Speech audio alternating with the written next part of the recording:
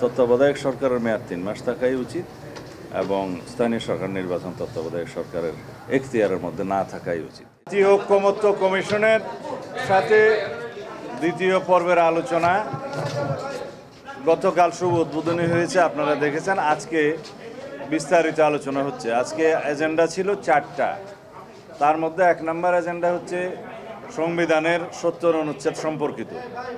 আমরা যে কাগজ পেয়েছি, সংবিধান সংস্কার কমিশনের যারা আলোচনায় অংশগ্রহণ করেছিলেন তার ভিত্তিতে সামারি করে জাতীয় ঐকমত্য কমিশন যে রিপোর্টটা দিয়েছে সংক্ষিপ্তভাবে, তার যেহেতু সংবিধান সংস্কার কমিশন সহ অন্যান্য সংস্কার কমিশনগুলো এখন এক্সিস্ট করে না, জাতীয় ঐকমত্য কমিশনের সাথেই আমাদের বর্তমান বৈঠক।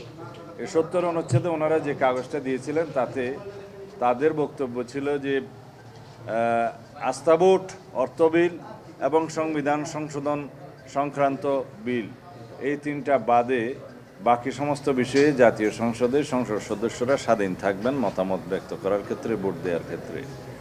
কিন্তু আমাদের দলীয় অবস্থান থেকে আমরা এই 3টা ছাড়াও আরও একটা বিষয় আমরা উল্লেখ করেছিলাম, সেটা হচ্ছে জাতীয় নিরাপত্তা সংশ্লিষ্ট যে কোনো বিষয়।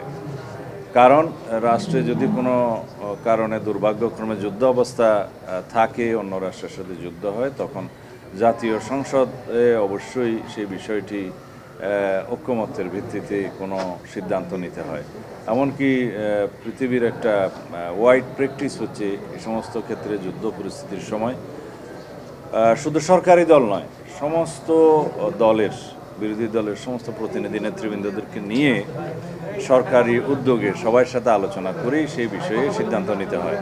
এগুলো জাতীয় অত্যন্ত গুরুত্বপূর্ণ বিষয়, জাতীয় নিরাপত্তার বিষয়, স্বাধীনতা সার্বভৌমত্বের বিষয় যেগুলোতে জড়িত থাকে, সেই বিষয়গুলো অবশ্যই বিবেচনা করা উচিত। আমরা আমাদের প্রস্তাব রেখেছি, তবে অধিকাংশের মতামতে আগে যে 3টে বিষয় বললাম, আস্থা ভোট, অর্থ বিল এবং সংবিধান সংশোধন সংক্রান্ত যে কোনো বিলের ক্ষেত্র ছাড়া অন্যান্য সব বিষয়ে সংসদ সদস্যগণ স্বাধীন থাকবেন, এই মতামতে প্রায় সব দল একমত হয়েছে বলে আমার বিশ্বাস হয়েছে।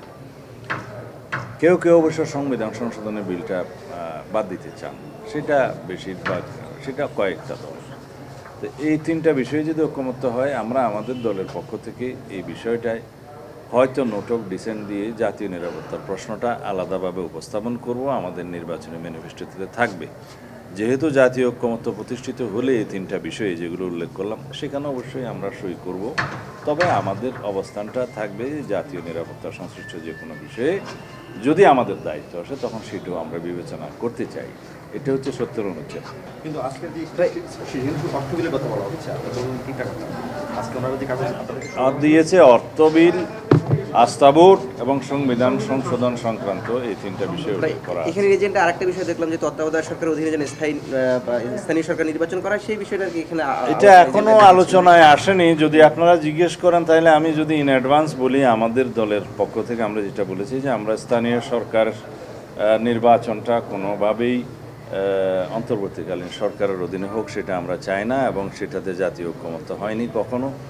আর তত্ত্বাবধায়ক সরকারের মেয়াদ সংক্রান্ত এখানে একটা প্রস্তাব দেখেছি যেটা 4 মাস, এখানে আমাদের দলীয় অবস্থান হচ্ছে যেটা 3 মাস হওয়া উচিত। এবং অবশ্যই 4 মাস মেয়াদের মধ্যে কি জাতীয় সংসদ নির্বাচন ছাড়া স্থানীয় সরকার নির্বাচন করা সম্ভব? এটা কি বাস্তবতা? বাস্তবতা নয়। তো সেই জন্য তত্ত্বাবধায়ক সরকারের মেয়াদ 3 মাস থাকাই উচিত এবং স্থানীয় সরকার নির্বাচন তত্ত্বাবধায়ক সরকারের এখতিয়ারের মধ্যে না থাকাই উচিত, এটা আমাদের